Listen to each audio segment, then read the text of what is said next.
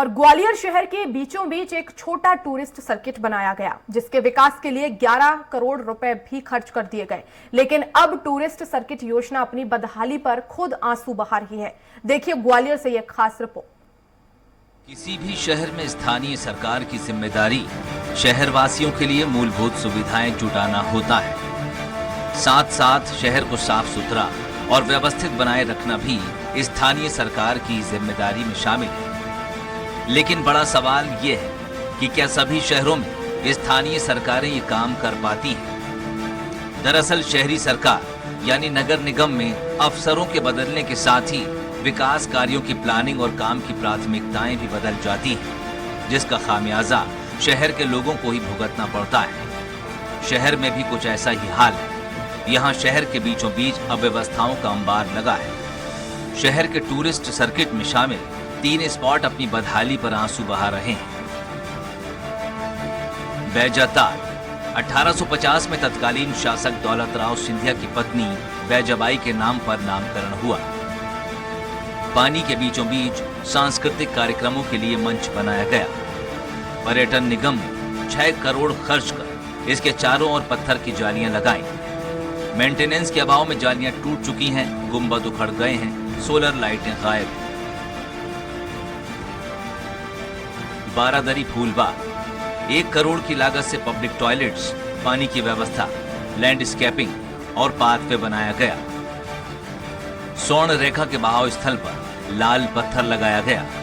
लाल पत्थरों के उखड़ने की शुरुआत हो चुकी है। सफाई की कोई व्यवस्था नहीं है। इटालियन गार्डन 175 साल पुराना, सिंधिया परिवार ने इसका निर्माण कराया था।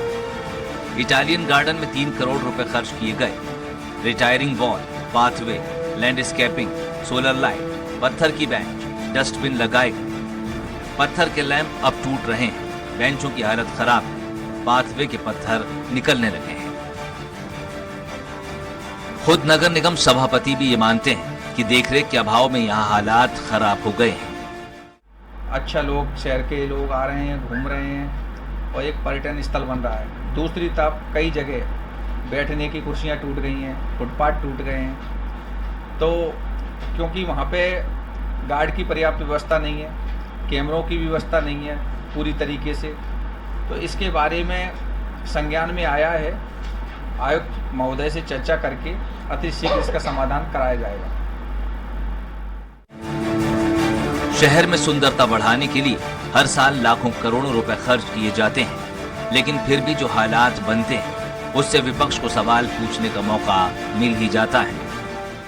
तथाकथित विकास होता है वो एक इवेंट के लिए और बंदर बांट के लिए करती है, और यही कारण है कि उनकी नीयत ठीक नहीं है।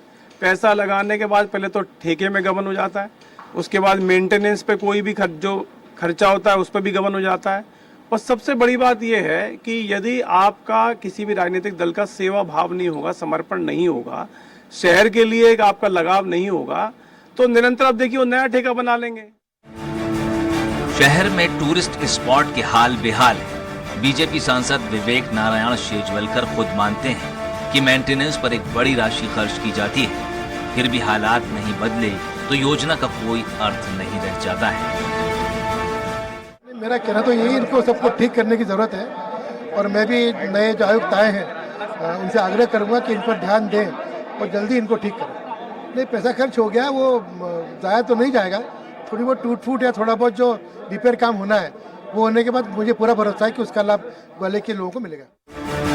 शहर में पुराने प्रोजेक्ट के हाल बदहाल है। नगर निगम में जब भी नए अधिकारी बदलते हैं वो अपनी प्राथमिकताएं भी साथ लाते हैं। ऐसे में पहले से चल रहे काम बदहाली का शिकार भी होते हैं, लेकिन इसका खामियाजा आम जनता को ही भुगतना पड़ता है। साथ साथ शहर की साख पर भी दाग लगता है। स्वराज एक्सप्रेस के लिए ग्वालियर से विनोद शर्मा की रिपोर्ट।